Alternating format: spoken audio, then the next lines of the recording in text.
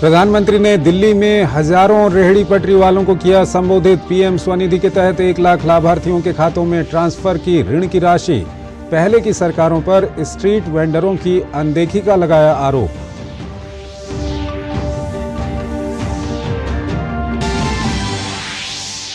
PM ने Delhi metro के चौथे चरण में 2 अतिरिक्त कॉरिडोर की रखी आधारशिला। लाजपत नगर से साकेत ची ब्लॉक तक और इंद्रलोक से इंद्रप्रस्थ तक 20 किलोमीटर से अधिक लंबा होगा कॉरिडोर।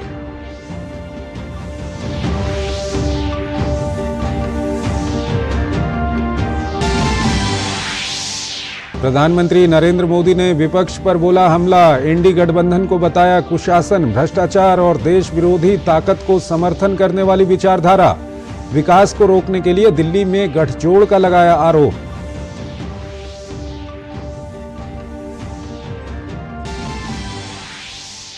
ज्ञानेश कुमार और सुखबीर सिंह संधू होंगे नए चुनाव आयुक्त। राष्ट्रपति ने जारी की अधिसूचना। कार्यभार संभालने की तिथि से लागू होगी नियुक्ति।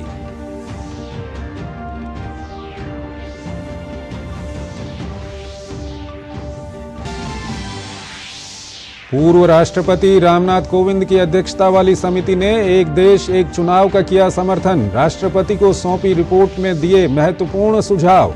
कहा एक साथ चुनाव से विकास प्रक्रिया और सामाजिक एकजुटता को मिलेगा बढ़ावा।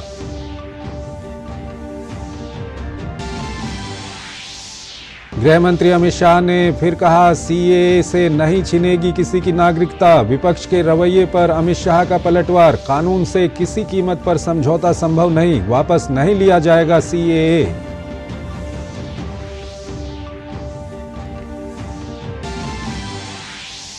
सीएए पर विवादित बयान को लेकर घिरे दिल्ली के मुख्यमंत्री अरविंद केजरीवाल। बयान पर भड़के हिंदू शरणार्थी। मुख्यमंत्री आवास का किया घेराव। भाजपा का पलटवार। कहा तुष्टीकरण की राजनीति कर रहे हैं केजरीवाल।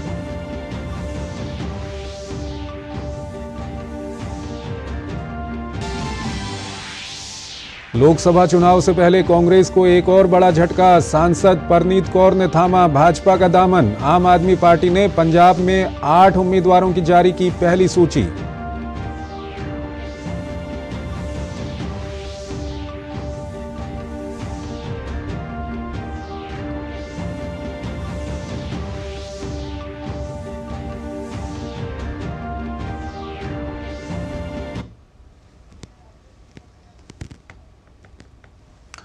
नमस्कार, डीडी न्यूज में आपका स्वागत है। मैं हूं चंद्रशेखर जोशी और आइए अब खबरों को विस्तार से देखते हैं। प्रधानमंत्री नरेंद्र मोदी ने आज दिल्ली के जवाहरलाल नेहरू स्टेडियम में दिल्ली के हजारों रेहड़ी पटरी वालों से प्रधानमंत्री रूबरू हुए और 1 लाख वेंडर्स को पीएम स्वनिधि योजना के तहत लोन बांटा। इस अवसर पर पीएम ने स्ट्रीट वेंडर्स के लिए कहा कि कोरोना के दौरान हमने रेहड़ी पटरी वालों की ताकत देखी है। आपके बिना रोजमर्रा की जिंदगी की कल्पना मुश्किल है। दिल्ली के जेएलएन स्टेडियम में जुटे हजारों रेहड़ी पटरी वालों के बीच प्रधानमंत्री पहुंचे तो लोगों का जोश और उत्साह देखते ही बन रहा था। पीएम ने रेहड़ी पटरी वालों की समृद्धि की गारंटी के अंतर्गत पीएम स्वनिधि के 1 लाख लाभार्थियों के खातों में ऋण की राशि ट्रांसफर की। पीएम ने कई लाभार्थियों को अपने हाथों से चेक सौंपे। दिल्ली के साथ साथ कई शहरों से लाखों स्ट्रीट वेंडर वर्चुअल माध्यम से कार्यक्रम का हिस्सा बने।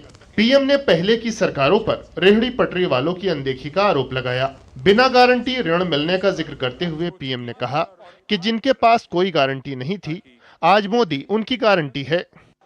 आपका ये सेवक गरीबी से निकलकर यहां पहुंचा है। मैं गरीबी को जी करके आया हूं और इसलिए जिसको किसी ने नहीं पूछा उन्हें मोदी ने पूछा भी है और मोदी ने पूजा भी है। जिनके पास गारंटी देने के लिए कुछ नहीं था तो मोदी ने कह दिया था बैंकों से भी और रेहड़ी पटरी वाले भाई बहन को भी, अगर आपके पास गारंटी देने के लिए कुछ नहीं है तो चिंता मत कर दीजिए, मोदी आपकी गारंटी लेता है। पीएम ने कहा कि गरीब और मध्यम वर्ग का जीवन आसान बनाना मोदी की प्राथमिकता है। प्रधानमंत्री ने कहा कि जब पीएम स्वनिधि योजना शुरू की गई थी तब लोग सवाल उठाते थे कि इसका कितना लाभ होगा। पीएम ने कहा कि आज इस योजना से छोटे व्यापार का विस्तार हो रहा है। अभी तक देश के 62 लाख से अधिक लाभार्थियों को लगभग 11,000 करोड़ रुपए मिल चुके हैं। यह आंकड़ा छोटा नहीं है। रेहड़ी पटरी वाले भाई बहनों के हाथ में ये मोदी का उन पर भरोसा है कि 11,000 करोड़ रुपए उनके हाथ में दिए हैं। और अब तक का मेरा अनुभव है, समय पर पैसे वो लौटाते हैं। और मुझे खुशी है कि पीएम स्वनिधि के लाभार्थियों में आधे से अधिक हमारी माताएं बहनें हैं। इसी कार्यक्रम के दौरान प्रधानमंत्री ने दिल्ली मेट्रो के चौथे चरण में 2 अतिरिक्त कॉरिडोर की आधारशिला भी रखी। लाजपत नगर, साकेत जी ब्लॉक और इंदरलोक इंद्रप्रस्थ कॉरिडोर से मेट्रो यात्रियों को बहुत सुविधा होगी। ये कॉरिडोर कुल मिलाकर 20 किलोमीटर से अधिक लंबे होंगे। कॉरिडोर बन जाने के बाद इन मार्गों पर कनेक्टिविटी में सुधार होगा, साथ ही यातायात सुगम होगा। पीएम ने लोक कल्याण से राष्ट्र कल्याण को अपनी प्राथमिकता बताते हुए भ्रष्टाचार, कुशासन और तुष्टीकरण को लेकर इंडी गठबंधन पर हमला बोला। इनकी विचारधारा है कुशासन की, करप्शन की और देश विरोधी एजेंडे को हवा देने की। और मोदी की विचारधारा है जन कल्याण से राष्ट्र कल्याण की, भ्रष्टाचार और तुष्टीकरण को जड़ से मिटाने की और भारत को दुनिया की तीसरी बड़ी आर्थिक ताकत बनाने की। ये कहते हैं कि मोदी का परिवार नहीं है, मोदी के लिए तो देश का हर परिवार अपना परिवार है। महामारी की चुनौती से निपटने में पीएम स्वनिधि योजना रेहड़ी पटरी वालों के लिए वरदान साबित हुई। अब इसी योजना की मदद से देश भर के स्ट्रीट वेंडर अपने कारोबार को विस्तार दे रहे हैं। पीएम की इस सौगात से उनमें खुशी का माहौल है। फायदा तो ये है कि हमारी जरूरतें उससे जो हम पूरी कर सकते हैं, अपना माल डाल सकते हैं। वरना मैं नहीं मानता कि बीजेपी सरकार ने हमारे लिए जो काम करा है वो और कोई सरकार करती है। लोन 3 बार मिला, दुकान चला रहे हैं, बिजनेस चला रहे हैं, अपना रोजगार करके अपने बच्चे को पाल रहे हैं। हमें कभी बैंकों से लोन नहीं मिलता था, हम जाते थे भगा देते थे। और जब से ये स्वनिधि योजना लागू हुई हमें लोन भी मिला और लोन के साथ साथ हमें सर्टिफिकेट वगैरह भी दिया गया। इससे हमारे कपड़े खरीदते हैं, बाजार लगाते हैं। अब बच्चे कह रहे हैं हम भी लेंगे, हम भी काम करेंगे। कभी ऋण हासिल करने के लिए परेशान रहा करने वाले रेहड़ी पटरी वालों के लिए पीएम स्वनिधि सशक्तिकरण की मजबूत सीढ़ी बनी है। इनके परिवारों के लिए भी मोदी सरकार की इस सौगात से अवसरों के नए द्वार खुले हैं। धीरज और तापस के साथ bureau report, DD news. Bhutan के प्रधानमंत्री शेरिंग टोब्गे ने नई दिल्ली में प्रधानमंत्री नरेंद्र मोदी से मुलाकात की। पीएम मोदी ने उनका अपने आवास पर गर्मजोशी से स्वागत किया। दोनों नेताओं ने कई मुद्दों पर विचार विमर्श किया। भूटान के प्रधानमंत्री भारत के 5 दिवसीय दौरे पर हैं। कार्यभार संभालने के बाद ये उनकी पहली विदेश यात्रा है।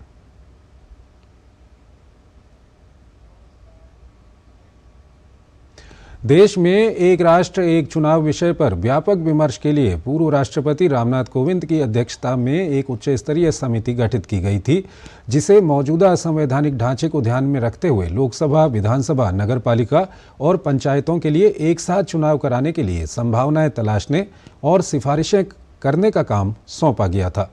इस समिति ने आज अपनी रिपोर्ट राष्ट्रपति द्रौपदी मुर्मू को सौंप दी है। समिति ने एक देश एक चुनाव का समर्थन किया है। इस समिति में गृह मंत्री अमित शाह, राज्यसभा में विपक्ष के पूर्व नेता गुलाम नबी आज़ाद, वित्त आयोग के पूर्व अध्यक्ष NK सिंह, पूर्व लोकसभा महासचिव सुभाष कश्यप और वरिष्ठ अधिवक्ता हरीश साल्वे भी शामिल हैं। उच्च स्तरीय समिति ने कई महत्वपूर्ण सुझाव अपनी रिपोर्ट में दिए हैं। समिति ने अपनी सिफारिशें इस प्रकार तैयार की हैं कि वो भारत के संविधान की भावना के अनुरूप हों। चुनाव आयोग ने इलेक्टोरल बॉन्ड से जुड़ी जानकारी सार्वजनिक कर दी है। चुनाव आयोग के मुताबिक सुप्रीम कोर्ट के निर्देशों के हिसाब से भारतीय स्टेट बैंक (SBI) ने 12 मार्च 2024 को चुनाव आयोग (ECI) को चुनावी बॉन्ड से संबंधित डेटा मुहैया करा दिया था। इसके बाद चुनाव आयोग की वेबसाइट पर गुरुवार को डेटा अपलोड कर दिया गया। वेबसाइट पर चुनावी बॉन्ड SBI से प्राप्त डेटा को जस के तस अपलोड कर दिया गया है। इस बीच चुनाव आयोग ने सुप्रीम कोर्ट में याचिका दायर कर कोर्ट से 11 मार्च के अपने आदेश में संशोधन करने का अनुरोध किया है। सुप्रीम कोर्ट कल मामले की सुनवाई करेगा। भारतीय निर्वाचन आयोग में 2 नए चुनाव आयुक्त नियुक्त कर दिए गए हैं। डॉक्टर सुखबीर सिंह संधू और ज्ञानेश कुमार नए चुनाव आयुक्त बनाए गए हैं। दोनों की नियुक्ति की अधिसूचना राष्ट्रपति ने जारी कर दी है। दोनों की नियुक्ति उनके पद संभालने की तारीख से प्रभावी होगी। डॉक्टर सुखबीर सिंह संधू उत्तराखंड के पूर्व मुख्य सचिव हैं, जबकि ज्ञानेश कुमार भारतीय प्रशासनिक सेवा के 1988 बैच के सेवानिवृत्त अधिकारी हैं।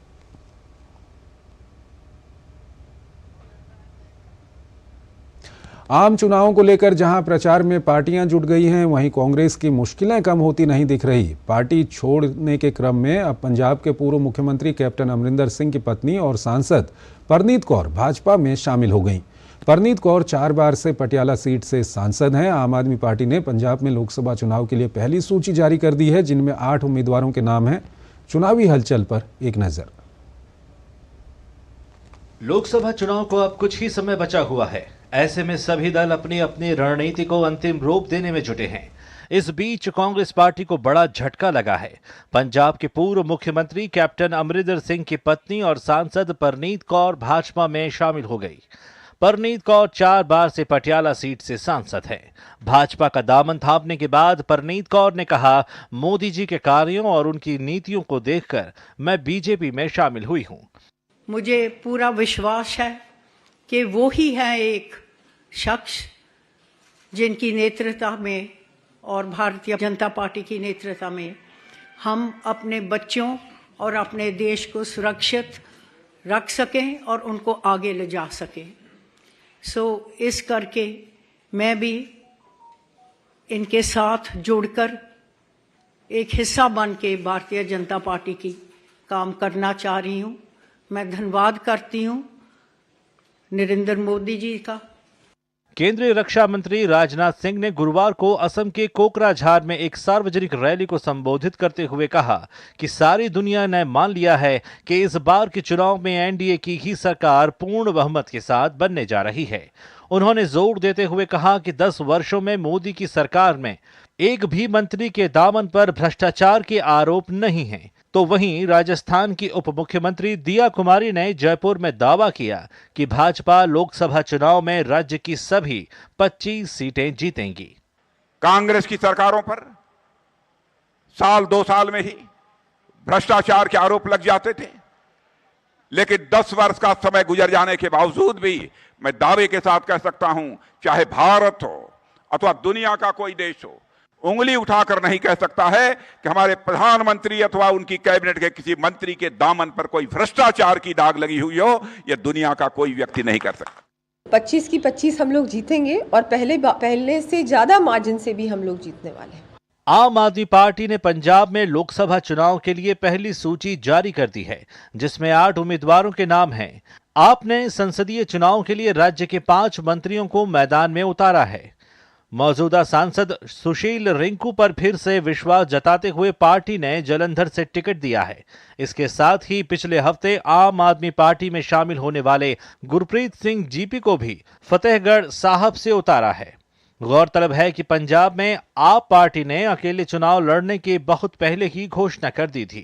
इस बीच सुप्रीम कोर्ट ने अजीत पवार गुट से अंडरटेकिंग देने को कहा है कि वो चुनाव प्रचार में शरद पवार का नाम और उनके तस्वीर का इस्तेमाल न करें। शरद पवार गुट की ओर से शिकायत की गई थी कि अजीत पवार गुट अभी भी वोटरों से अपील के लिए शरद पवार के नाम और तस्वीर का इस्तेमाल कर रहा है। कोर्ट ने अजीत पवार गुट से इस बारे में 2 दिन में अंडरटेकिंग दाखिल करने को कहा है। अगली सुनवाई 19 मार्च को होगी। Bureau report, DD news. केंद्रीय मंत्री अनुराग सिंह ठाकुर का नादौन पहुंचने पर कार्यकर्ताओं ने भव्य स्वागत किया। ममता बनर्जी सहित विपक्षी दलों द्वारा अपने राज्यों में नागरिकता संशोधन कानून लागू न करने के बयान पर केंद्रीय मंत्री ने कहा कि राज्यसभा व लोकसभा ने पूर्व में ही इस कानून पर अपनी मुहर लगा दी थी और अब नियम बनकर सामने आए हैं। उन्होंने कहा कि इस कानून से किसी की नागरिकता नहीं जाएगी, बल्कि भारत पहुंचे शरणार्थियों को नागरिकता प्रदान की जाएगी। इसके साथ साथ सीए कानून बनाने का हमने प्रण लिया था, हमने अपने संकल्प पत्र में कहा था, हमने सारे वायदे पूरे किए हैं और सीए को भी संकल्प से सिद्धि तक ले जाने का हमने काम किया।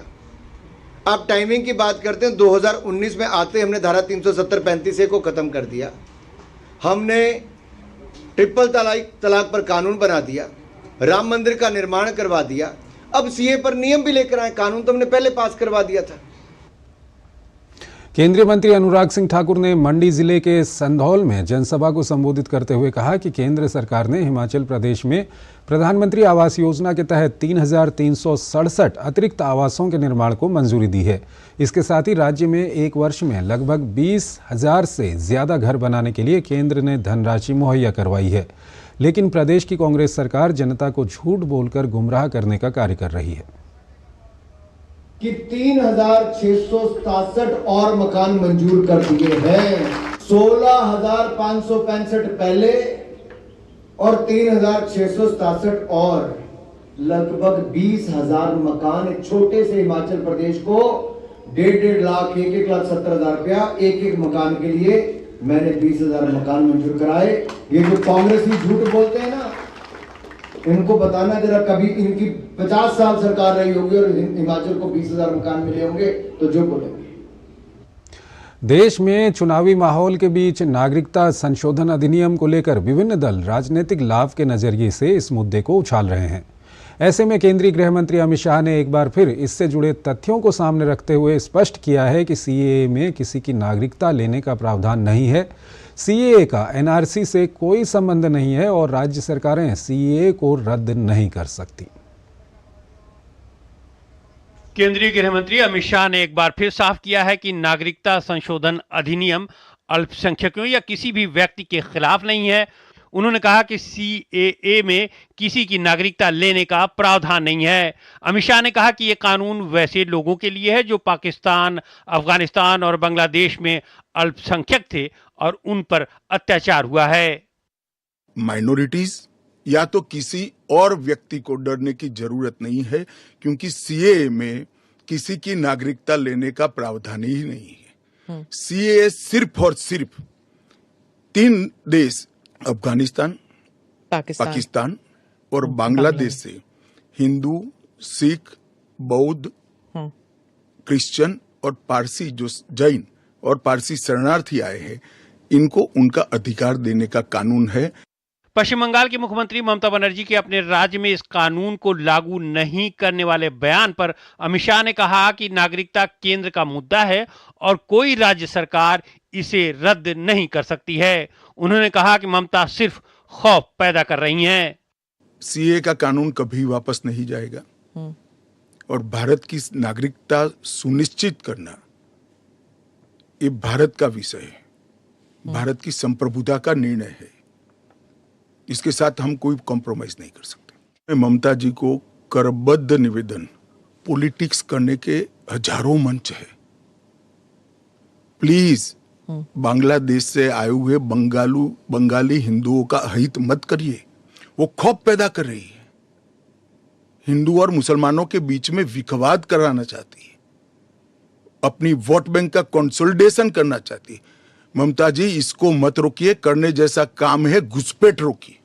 सरकार ने कई बार सीएए को लेकर विस्तार से जानकारी मुहैया करा चुकी है। आइए देखते हैं कि इसे लेकर क्या कुछ भ्रम फैलाए जा रहे हैं और सच्चाई क्या है। भ्रम यह फैलाया जा रहा है कि भारतीय मुसलमानों की नागरिकता छिन जाएगी, जबकि सच्चाई है कि नागरिकता संशोधन अधिनियम से किसी की भी नागरिकता नहीं जाएगी। ये कानून अफगानिस्तान, बांग्लादेश और पाकिस्तान से आए अल्पसंख्यकों को भारतीय नागरिकता देगा। भ्रम नागरिकता प्रमाणित करने के लिए दस्तावेज जुटाने होंगे, नहीं तो निर्वासित कर दिए जाएंगे। जबकि सरकार ने स्पष्ट किया है कि सीएए का एनआरसी से कोई संबंध नहीं है। एक भ्रम यह भी है कि असम समेत पूर्वोत्तर के दूसरे इलाकों में प्रवासियों की तादाद बढ़ जाएगी। इससे उनकी सांस्कृतिक और भाषाई विविधता को नुकसान पहुंचेगा। जबकि सच्चाई यह है कि पूर्वोत्तर राज्यों के लोगों को सीएए कानून से कोई नुकसान नहीं है। भ्रम यह भी फैलाया जा रहा है कि सीएए देश के लिए खतरनाक है। सच्चाई ये है कि इस कानून का मकसद धार्मिक उत्पीड़न के कारण भारत में शरण लेने वाले लोगों की रक्षा करना है। यह भी भ्रम है कि सीएए से घुसपैठ बढ़ेगी, जबकि सच्चाई ये है कि नागरिकता के लिए पात्र होने के लिए आवेदकों को 31 दिसंबर 2014 या उससे पहले भारत में प्रवेश करना होगा। इस बीच मुख्यमंत्री अरविंद केजरीवाल हिंदू शरणार्थियों पर दिए गए विवादित बयान को लेकर घिर गए हैं। हिंदू शरणार्थियों ने केजरीवाल के घर के बाहर विरोध प्रदर्शन किया। केजरीवाल माफी मांगे बस और कुछ नहीं। जब केजरीवाल ने हमें 10 साल कुछ दिया नहीं है, एडमिशन की साइन भी नहीं दी है बच्चों की, तो हमसे क्यों छीन रहा हमारा हक? हमारा हक क्यों छीन रहा है? सरकार बार बार कह रही है कि ये कानून किसी की नागरिकता लेने वाला नहीं बल्कि देने वाला है, ऐसे अल्पसंख्यकों को जो अपने देश में प्रताड़ना का शिकार रहे हैं। लेकिन विपक्ष है कि इस पर सवाल खड़े कर रहा है। Bureau report, DD news. Lok Sabha चुनाव से पहले केंद्र सरकार ने एक और बड़ा फैसला किया है। सरकार ने पेट्रोल और डीजल की कीमतों में 2 रुपये प्रति लीटर की कमी करने का फैसला किया है। नई दरें कल सुबह 6 बजे से लागू होंगी। केंद्रीय पेट्रोलियम मंत्री हरदीप सिंह पुरी ने इस संबंध में ट्वीट कर जानकारी दी है। हरदीप सिंह पुरी ने सोशल मीडिया मंच एक्स पर लिखे अपने पोस्ट में कहा है कि प्रधानमंत्री ने एक बार फिर साबित कर दिया कि करोड़ों भारतीयों के अपने परिवार का हित और सुविधा सदैव उनका लक्ष्य है।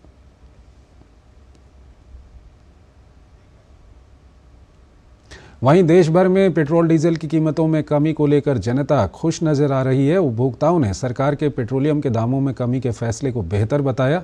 आइए सुनते हैं क्या कह रहे हैं उपभोक्ता। अच्छी बात है, कोई बेनिफिट ही होगा। 150-200 रुपये तो खर्चा कर ही लेते हैं, कुछ तो फर्क पड़ेगा काफ़ी। इसको 2 रुपये भी जाता तो काफ़ी फर्क पड़ जाएगा।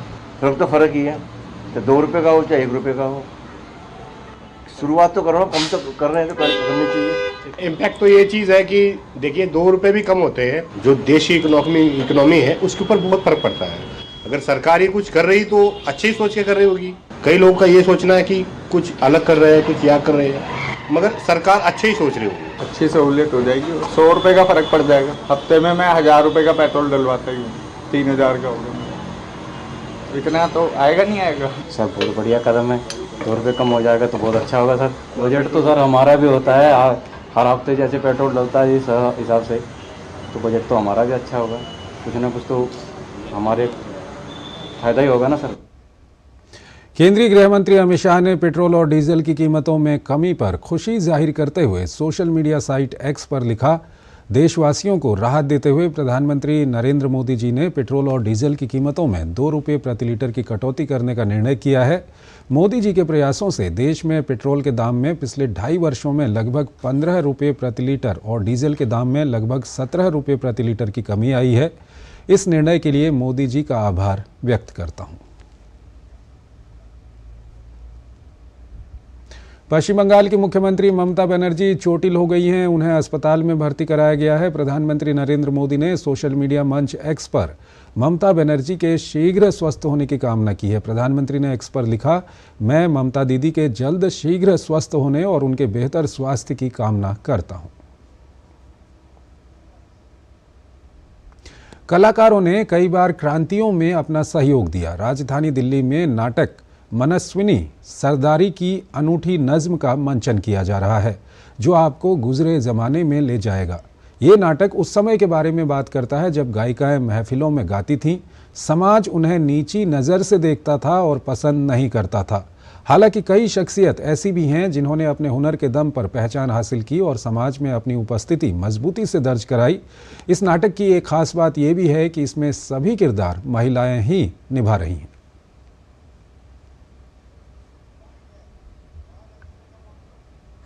यह नाटक में हमने एक महिला को दर्शाया है जिसकी सहनशीलता है, दृढ़ निश्चय है, प्रबल इच्छा है, और वह उस युग में है जहाँ पर गायन को नकारात्मक दृष्टिकोण से देखा जाता था। तो उस महिला ने किस संघर्ष और अपनी प्रबल इच्छा से समाज में अपना स्थान बनाया है, उसको दर्शाया गया है। में काम करने वाली हम सब लेडीज़ ही हैं, तो जाहिर है कि जो पुरुषों का किरदार था वो भी हम लेडीज़ ही निभा रही हैं।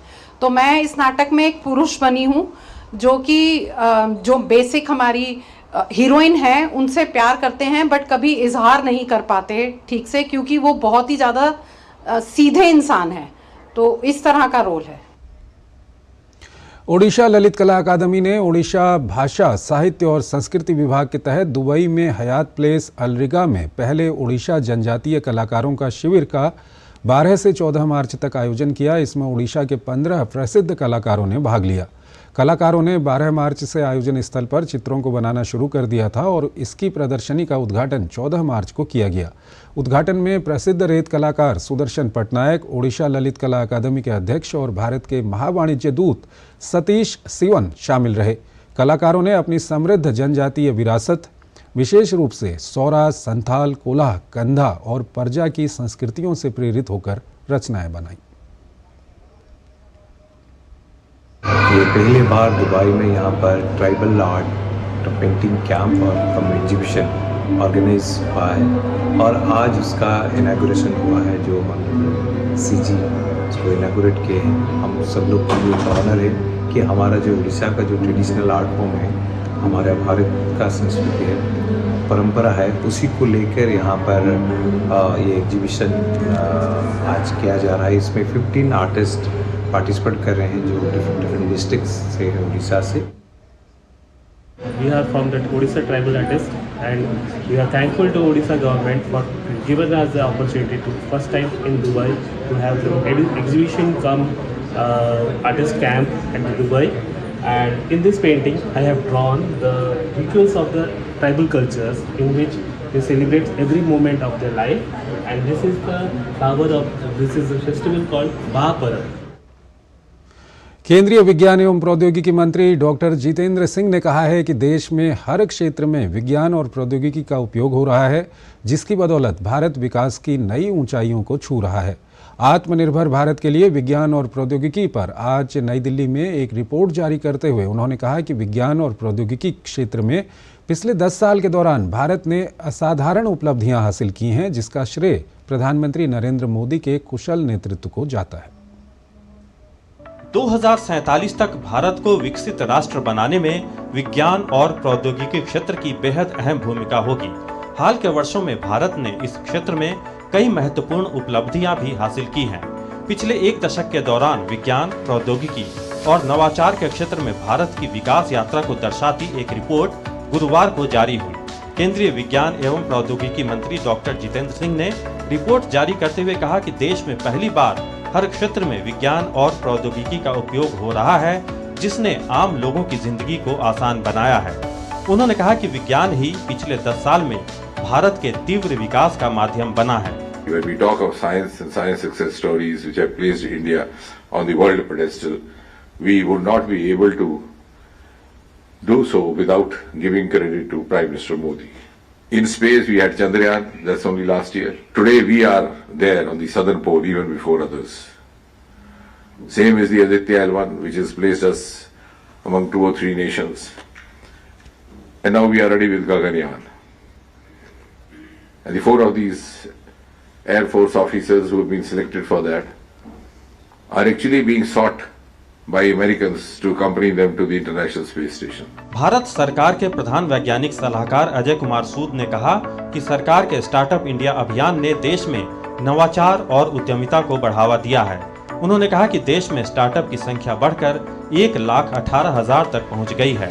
This report highlights the Startup India initiative that has catalyzed startup culture and built a strong and inclusive ecosystem for innovation and entrepreneurship.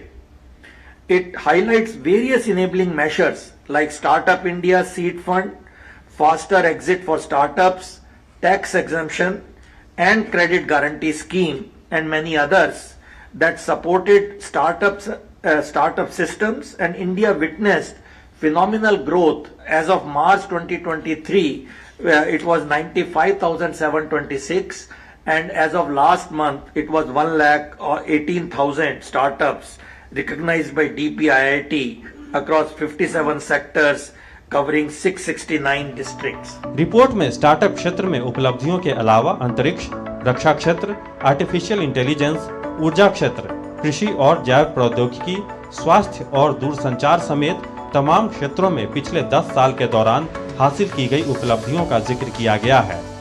Nishant Saurabh, DD news, Delhi.